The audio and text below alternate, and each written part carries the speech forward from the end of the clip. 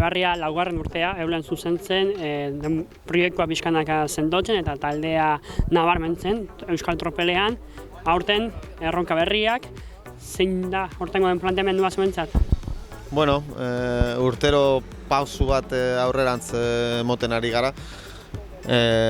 Korredori joen diez onak joen diez, bai Santik ero Josebak, bera beste batzuk etorri diez be nahiko onak, ni uste dut esparsa pasan urtien denboraldi ona egin ban, eta beno, gero espero dugu be aurrien esprintetan eta aurrien egotie, eta ni uste dut Azkarate, Anaisek eta Kuebak eta Julen Bek aurrien egoteko moduen dauz.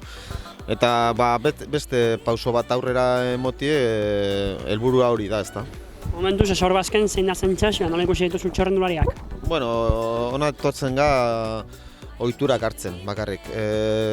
Nik esaten dut beti, hemengo karrea diez ohiturak hartzeko eta ez klasifikazioen behitu nor dauen aurrien eroatzien, ezta. Lehenengo karrerak ohiturak hartu, taldiek aurrien egotie eta hori da helburua, ezta. Bakarrik ohiturak horrek berriro hartzie urte hasi honetan.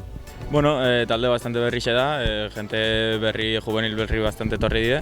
Eta bueno, hasieran nik uste dut talde indartxo daukugula, hori, gente berrixe da dune, ondion ikasi biodano batera faten, baina bueno, ondo ikuste dut taldea. Zu bi Azkaratean nahiak, veteranoak zarete eulen taldean, gidaritzapea, izan marko duzu Tropelean taldea zuzentzeko eta gazteei erakusteko. Bai, azkenean hori, veterano izan da laugarren urteko izan da, berrixei sedan erakutsi, kategorisa sedan erakutsi, bere lekuan jarri bakoitza eta hori, organizetan gu. Zuen helburu pertsonalak, beti txerrendulariek helburu pertsonalak garreraren bat behizko eta guiko zuen. Bueno, ez etxo bat bai, baina bueno, gehien bat hau da partidan fuerte ibiltzia, betiko ez, aurrian ibiltzia eta berzi batean bat jauzen bada, bueno, hori ona. Eskarrik asko. Zuri. Pizkanaka ritmo hartzean eta, bueno, pasaren urteko emaitzak hobetzea eta hori, pizkanaka erritmo hartzen.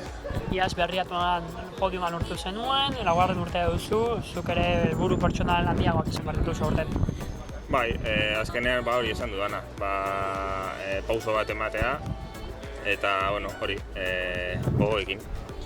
Taldea nola ikusten duzu, jende asko jundalako, taldea berritzea ere lana da. Bai, azkenean beste urte bat, jendea joaten da, beste bat etortzen da. Eta bueno, ziklo bat da, azkenean erreziklatu egin behar gara eta bueno, nik ondo ikusten dut.